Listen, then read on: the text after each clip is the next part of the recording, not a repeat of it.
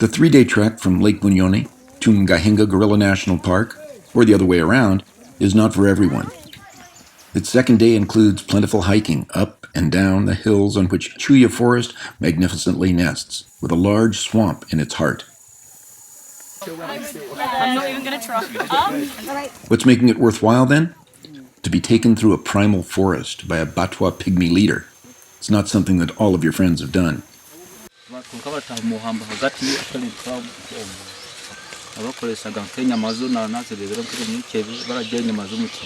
The area under the Virunga volcanoes is strikingly beautiful. Tom's homestay is a famous hub, but the picturesque campsite on the shores of Lake Kayumbu is a different case.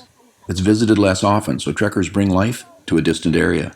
We share good news, good stories. They taught to us more about how to survive and live in this changing world. This world is changing fast, but experiencing these volcanoes is timeless.